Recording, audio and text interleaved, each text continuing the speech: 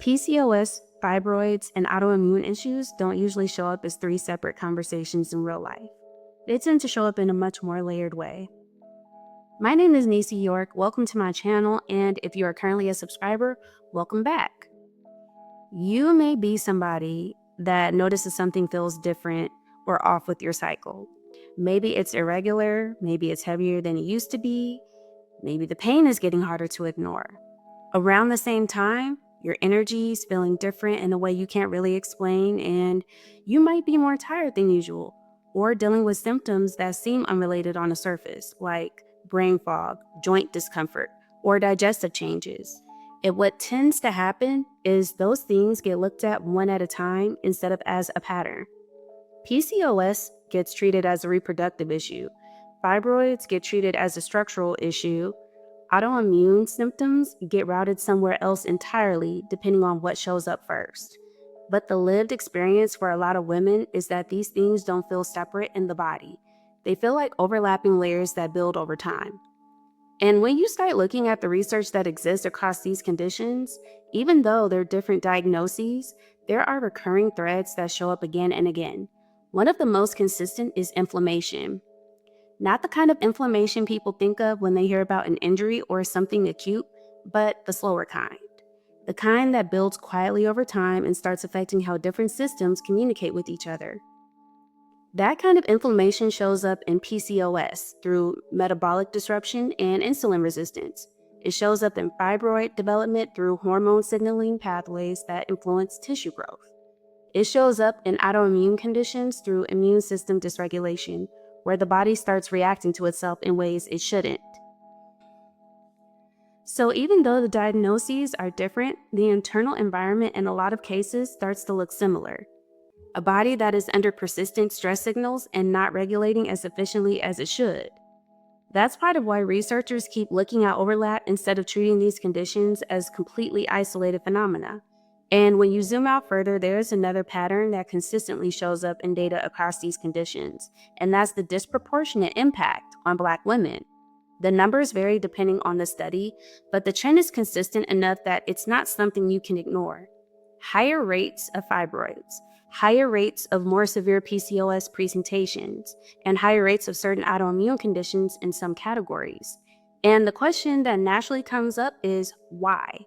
There isn't one single explanation that fully accounts for it. What the research points to instead is a combination of factors that interact with each other over time. There are genetic differences that may influence hormone metabolism and immune response, but genetics alone doesn't explain the full gap, especially when you look at how rapidly disparities can shift depending on environment and access. There's also the conversation around endocrine disrupting chemicals, things that can interfere with hormone signaling that show up in everyday environments, including some personal care products, plastics, and certain processed materials. The research here is still developing, but it's an active area of study because of how consistently these exposures show up across populations with hormonal conditions. Vitamin D also keeps coming up in this conversation, especially because of its role in immune regulation and inflammation control. Lower vitamin D levels are more common in Black populations due to differences in how melanin affects sunlight absorption, and there are studies exploring how that may connect to both autoimmune risk and reproductive health outcomes.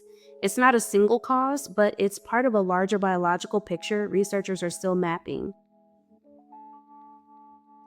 Insulin resistance is another major piece, especially in PCOS, because insulin doesn't just regulate blood sugar. It also interacts with hormone production, ovarian function, and inflammation pathways. When that system is disrupted, it doesn't stay isolated. It affects multiple downstream processes. And then there's a factor that doesn't get talked about as much in scientific framing, but shows up repeatedly in outcomes. And that's how symptoms are received in healthcare settings. A lot of women describe a pattern where early symptoms are minimized or attributed to stress. Things like cycle irregularity, fatigue, or pain don't always get fully investigated in the beginning stages. Sometimes it takes years before a diagnosis is fully established, and by that point, symptoms have progressed. That delay matters because these conditions are not static, Fibroids can grow over time, PCOS symptoms can become more complex, autoimmune conditions can escalate in severity or spread across systems. So, what starts as early signals can turn into something more complicated simply because it wasn't fully addressed when it first showed up. And in real life, this is usually how it unfolds. A woman notices changes in her body, she brings it up, she's told it might be stress or that her labs are fine, and life continues. Symptoms don't disappear, they just evolve. At some point, more symptoms appear: heavier cycles, more fatigue, hair changes, and pain that becomes harder to ignore. Digestive issues or joint discomfort start showing up alongside everything else. Then suddenly, it's not one issue anymore, it's multiple systems involved at the same time. And that's often when the full picture starts to come into focus. What rarely gets talked about in the middle of all of this is the emotional weight of it. Not just the physical symptoms, but what it feels like to go through a process where your body is changing in ways that feel unpredictable and where getting clear answers can take longer than expected. There's frustration that builds from not being taken seriously early on. There's uncertainty about long-term health, and there's the mental load of managing symptoms while still trying to function in everyday life. And for many women, there's also the financial side of ongoing appointments, testing, and care. That part doesn't always get included in the medical conversation, but it's very real and lived experience.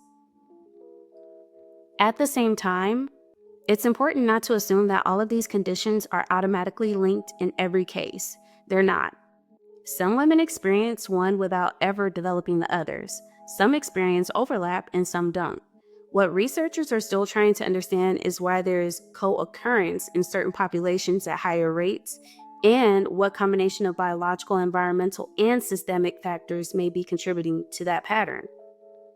So the point here isn't to jump to conclusions or self-diagnose based on patterns.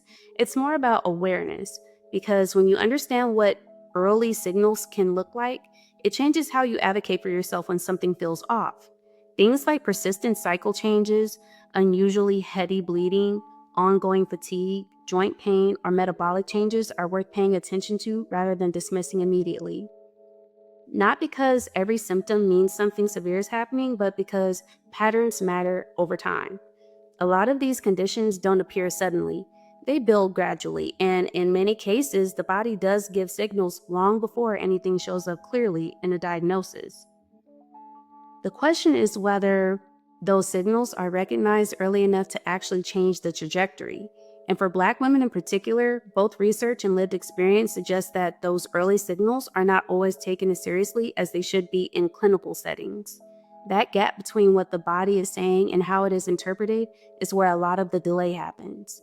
And over time, that delay shapes outcomes in ways that are often avoidable if caught earlier. If you've dealt with any of these conditions, or even just experienced symptoms that didn't feel like they were fully explained the first time you brought them up, I'd be interested in hearing your experience. Because when you start hearing those patterns from more than one person, it stops feeling isolated. It starts to look like something worth paying attention to at a broader level. If you would like a part 2 where I go more in depth on PCOS, fibroids, and autoimmune issues, please give me a thumbs up, like, comment, and share, and I will get back with you the next time. Take care.